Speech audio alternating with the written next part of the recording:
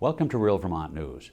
Today, we're looking into the fact that the computer models used to predict the rise in global temperature are spectacularly wrong. That all 40-something climate prediction models, sponsored by government funding and hyped by the left-wing Vermont politicians pictured here, claim there is a direct correlation between increased volume of carbon dioxide in our atmosphere and the global surface temperature. But that is not what is actually happening. The amount of carbon dioxide in our atmosphere is climbing steadily, but the surface temperature of the Earth has stayed statistically flat since the late 1990s.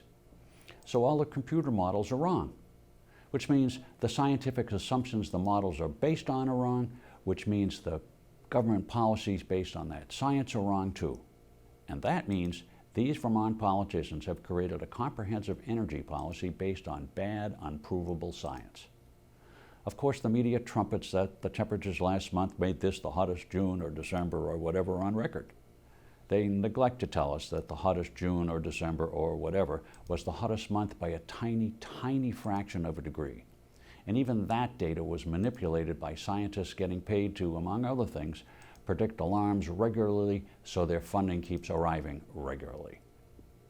Now, these Vermont Democrat and progressive politicians who actually run our government are the ones claiming to be the most alarmed about all this. Of course, that fits in neatly with their claim society must take draconian steps that gives these politicians more and more control over our lives.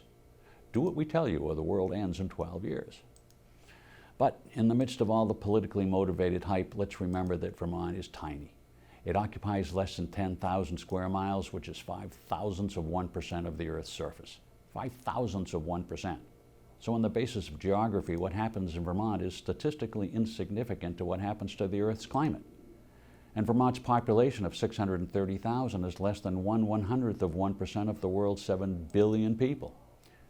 When we add to that equation that Vermont's total energy consumption is the lowest of any state in the nation, and our statewide forest eats almost all the CO2 we actually do produce, we really need to ask a basic question. On the basis of population, geography, and present energy use, is there any logical reason for Vermonters to bear the financial burden of acting on the state's pie-in-the-sky comprehensive energy plan? That plan says we must get 25% of our heating, transportation, and electricity from renewable sources by 2025, just 6 years from now. And 40% of those total energy needs must be from renewables by 2035, and 90% by 2050. Does that sound realistic to you? Or is this just a political opportunity by these far-left Democrat and progressive politicians to build a bigger and bigger government?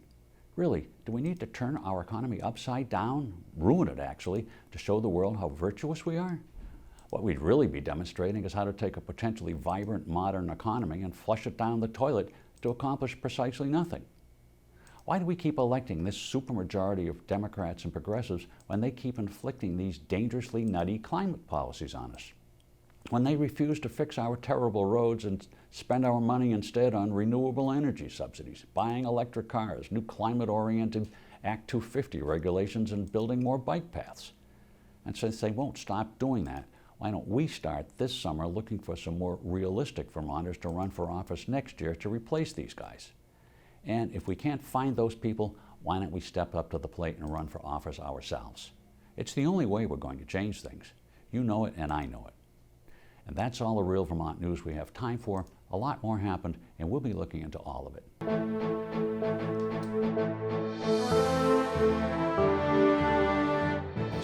Paid for by Rescue Vermont Political Action Committee. Bob Frenier, Treasurer.